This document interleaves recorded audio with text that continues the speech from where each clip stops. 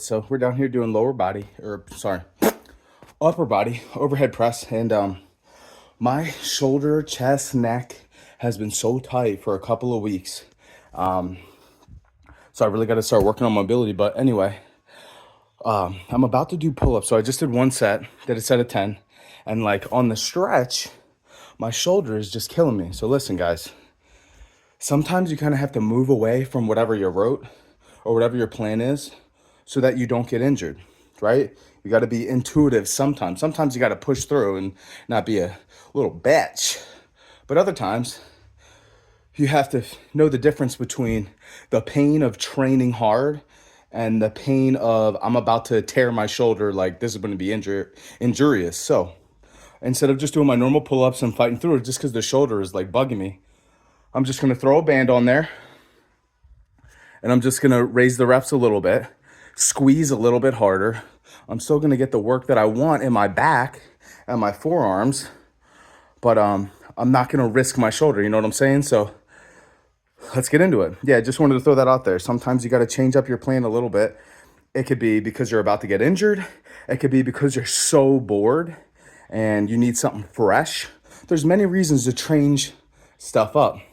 I would advise picking a couple movements, maybe one for each body part, hitting them hard, focusing on driving those numbers strength-wise up. And then for the rest of your workout, just kind of play around and have fun and see what you like. All right.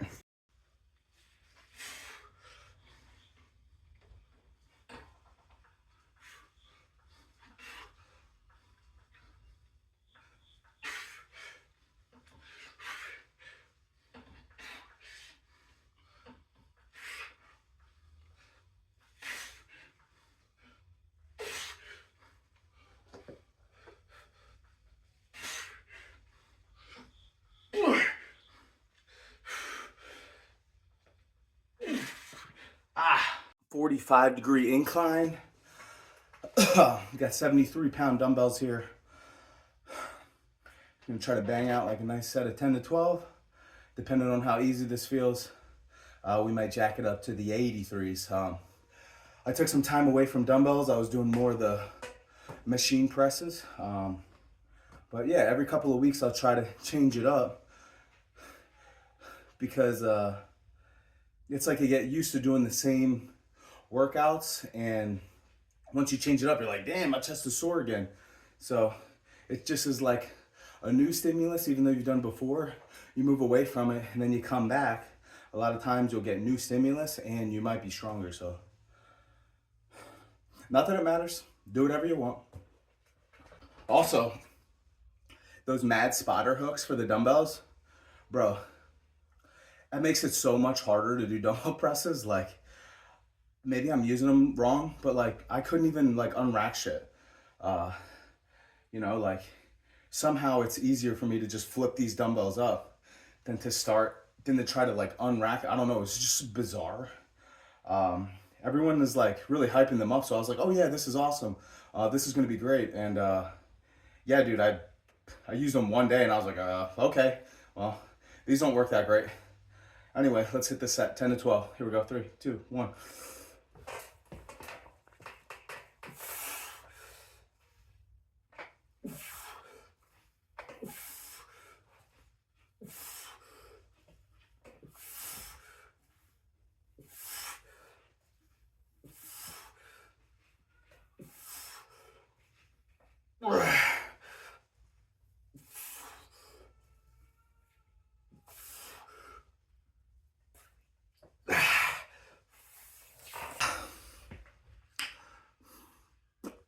It felt pretty good. Actually felt really good. So this is something else too. You don't always have to go heavier. On some things, sure, but it's like after you move past your strength work, and now we're talking about just bodybuilding, building the guns, building the pecs, or whatever body part it is. Once you move past your strength work, there's really something to be said about choosing a weight that feels good versus a weight that is going to murder you. And honestly, always shooting to like raise all your numbers on all your lifts will kill you. It will trash you, and it'll probably hurt the stuff that you're really focused on improving. Only bodybuilding culture does this, right? Like the 73 was challenging. I don't know. I don't get into RPE stuff because I think that stuff is weird. Like I think that you can actually grind like way harder. Like RPE 6, like how do you even know? 4 reps? Like left? Like how would you even know you have 4 reps of? It's weird. So I never do RPE shit, but if you look at like Olympic weightlifters doing their accessory work, once they do their Olympic lifts, a lot of times they're doing bodybuilding stuff, like 5 sets of 10. And the weights that they're using are nothing compared to the weights that they use when they're doing their Olympic lifts. You know, like you might have somebody that's able to do like, now there's exceptions like Klokov and Talakadze and some other guys, but like for the most part, you'll have a guy that's doing a clean and jerk with 405 pounds, and then they're doing 5 sets of 10 with 135. And their shoulders are massive, bro. So bodybuilding is the only like niche fitness thing that's like, oh, is this optimal? Is this not optimal? Where other, you know, disciplines just do stuff and it just works and they don't really think about it like this. Cause at the end of the day, like it all works, you know? If I'm doing 5 sets of 10 with 135 overhead press, you really think that's not gonna do anything?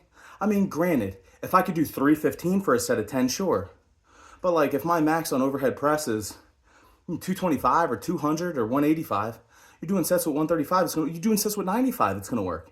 You know, they're like, there's a lot of things that's like pump work or like doing like 5 sets of 10 with like 40 or 50%, like that doesn't work for like building muscle. Bro, that's a lie. That's a lie. Of course it works. What are you talking about? Compared to what? I'm doing 5 sets of 10 with 95 pounds. You think that that's not gonna build any muscle? Like me taking my arms under load like that, you know, holding that weight in the air, like using the strain of my back to keep it level and you know, and lined up, like you think that that's not going to build muscle? Come on, dude, that's nonsense. You got to try some stuff. You got to just try some stuff. And I've been doing it because the 531 template that I love the most is big but boring, boring but big. So you do, you know, today's overhead press. Now I've been messing around a little bit, but you know, my top set of overhead press today was 150 for 5 reps plus as many as I can get. I got 11. Okay, cool. After that though, you're supposed to do another 4 to 5 sets, 3 to 5 sets of 10 at 40% of your max. 40%. So if my max is, you know, 200 pounds, bro, that's 80 pounds, 5 sets of 10. Now, why wouldn't that work? It makes no sense. Just use your brain. So yeah, all I'm trying to say is, guys, sometimes you don't have to go as heavy as humanly possible. If something feels really good, like these 73 felt really good, sometimes you can just stay there and bang out another set. You don't, if you can get 16, but you only do 12, or you only get, you know, 11 or 10 or whatever, like, isn't that fine? It's fine, dude. So just try and like remove yourself from all like the fitness dogma, dude, because there's so much. Just try stuff.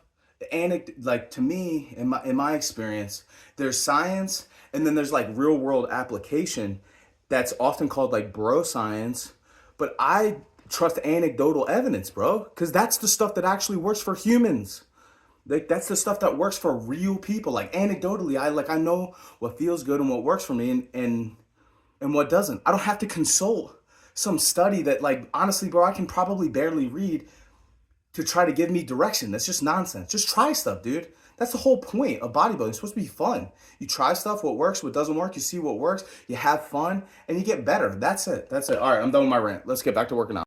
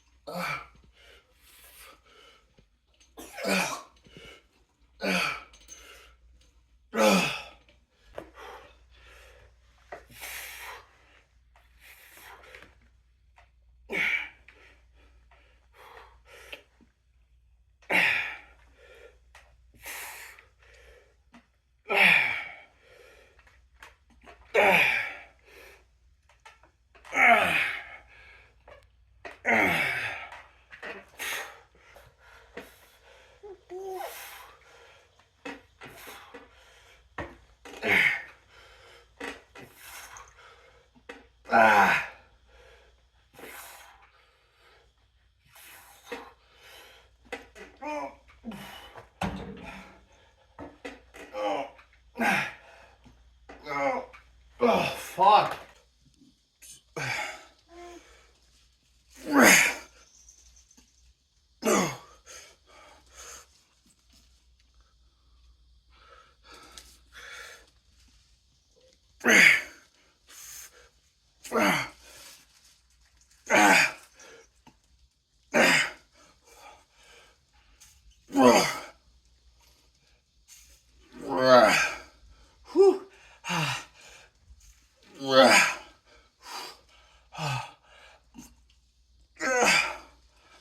Oh, boy.